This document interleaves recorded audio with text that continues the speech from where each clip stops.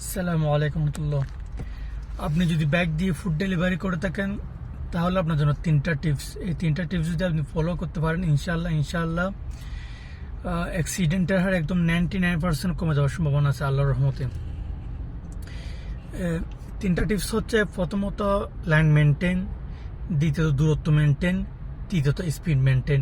তো আপনি line maintain কেমনে করবেন? লাইন মেনটেন হচ্ছে, আপনি যে লেনে গাড়ি চালান, প্রথম লাইনে হোক, প্রথম লাইনে তো না চালানো উচিত, দ্বিতীয় লাইন অথবা তৃতীয় লাইনে যে লেনে চালান, লেনের মাঝখানে চালাবেন, মিডল লাইনে না, মাঝখানে লেনে না, বলতেছে যে লাইনে চালান সেই লাইনের মাঝখানে চালানোর চেষ্টা করবেন।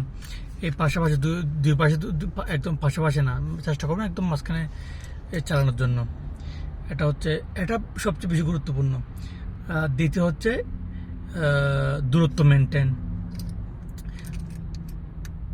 তো আপনি একটা গাড়ির পিছনে, তো আপনি যদি মাঝখানে গাড়ি চালান, কোনো একটা গাড়ির পিছনে যেতে হবে, তাই না? তো যে গাড়ির পিছনে যাচ্ছেন সেই গাড়ি থেকে কমপক্ষে একদম আপনি 5-6 হাতে দূরে থাকুন। যদি সামনের গাড়ি যদি ব্রেক করে, আপনার ব্রেক করার সময়টুকু পান। আর যদি দেখেন সামনের গাড়িটা ব্রেক করতেছে, ব্রেক করলে কেমনে বুঝবেন? ওই পিছনে লাইট জ্বলে না, লাইটগুলো জ্বললে তো সামনে যেটাই হোক, সামনে কিছু হচ্ছে না হচ্ছে, আপনার সামনের গাড়ি যদি ব্রেক করে ফেলে, আপনি অটোমেটিক ব্রেক করে ফেলেন। সামনে কি হচ্ছে না হচ্ছে এটা খালি বললে, ঠিক আছে? তো দূরত্ব, গাড়ি থেকে দূরত্ব একদম 5-6 হাত দূরত্ব রাখবেন, যেন আপনি সময় মতো সামনের গাড়ি যদি ব্রেক করে তখন যদি ব্রেক করতে পারেন কোনো এমার্জেন্সি পর্যন্ত। আর একটা হচ্ছে স্পিড মেনটেন হচ্ছে যে গাড়ির যে রোডের স্পিড যত, সবাই যে এভারেজে গাড়ি চালাচ্ছে, আপনিও তো ততটুকু গাড়ি চালাবেন। যেমন নাকি সবাই গাড়ি চালাচ্ছে 40 থেকে 50 এভারেজে, আপনি চেষ্টা করবেন 40 থেকে 50 এভারেজে গাড়ি চালানোর জন্য।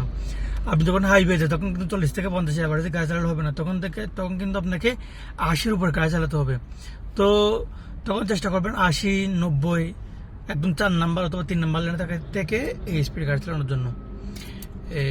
এই তিনটা টিপস যদি আপনারা সব সময় যদি ফলো করতে পারেন তাহলে অ্যাক্সিডেন্টের অনেক কমে যাবে। আর বাইকারদের, আমি নিজেও একজন বাইকার, আমি অনেকদিন বাইক চালাইছি, এরপরে কার কিনছি। তো বাইকারদের মানে যে একটা দুর্নাম আছে, সবাই বলে না ওরা এরকম বেশি রাশ চালায়, এসে বকর চক্কর, এগুলো ইনশাল্লাহ অনেক কমে যাবে। আজকে এতটুকু, ভালো থাকবেন, ইনশাল্লাহ আমার জন্য দোয়া করবেন।